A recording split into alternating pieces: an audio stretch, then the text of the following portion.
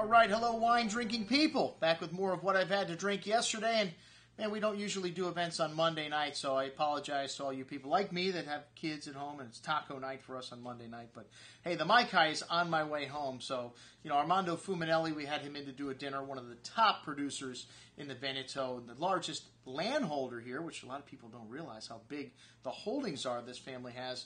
But they've got ancient Roman ruins on the property. It's got to be one of the coolest places to go and visit in the Veneto also. If any of you guys are traveling, hey, we double as a travel agent here at the Wine Watch. We're happy to make reservations for you at wineries like Fumanelli, people that we do business with. They usually show our wine drinking people a very good time. And, the Mai Kai is one of these places that's been here for 50 years. You sometimes forget about this gem in South Florida that's owned by the same family for that whole length of time. These wines were very good. I stopped by my way home to taste them and to say hello to Armando and thank him for coming to town again. He's good friends with the owner of the Mai Kai. And the food there, I mean, I haven't eaten there for years, but they've been around 50 years. They can't serve crappy food and still be around. And they had a nice little room in the back where they do events like this. They had about 30 people show up on a Monday night, so bravo, you guys. A great turnout for this event. We started out with the, a little Prosecco. But you guys know what I feel about Prosecco. Anyways, we'll move right on to the Fumanelli wines. It wasn't Fumanelli's Prosecco. The sorting table's importer brought this wine, but it was nice.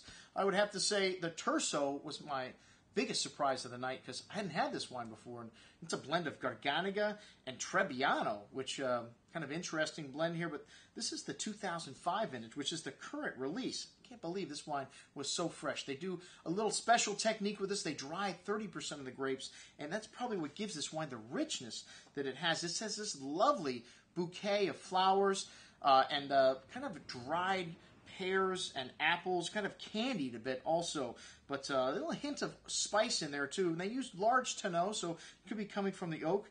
But on the palate, this wine has lovely richness, lovely fruit left in this wine, and again, great freshness. For a 2005 vintage, you would think, man, these guys just hadn't sold this wine. What happened? But no, this is the current release and amazingly fresh. The 2006 actually is what they're selling in Italy now, so 2005 is they just have a little bit of this left, and the people absolutely loved it at the event. I can't imagine it's not going to sell out from this tasting alone. Anyways, the 2011 Valpolicella was next. This is really fresh juice, and this 2011 vintage, just released. We have 2009 still in the store. They make a couple different Valpolicellas. This one's more on the light classic side. Some dried herbs here, flowers, red cherry fruit.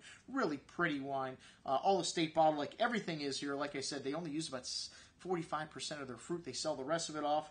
Very smooth and silky wine on the palate with really pretty floral notes, lovely freshness. A light wine, but has a lot of flavor. Very good little wine for 2011 Valpolicella. 2005 Amarone della Valpolicella was next, and this is the current release of this wine.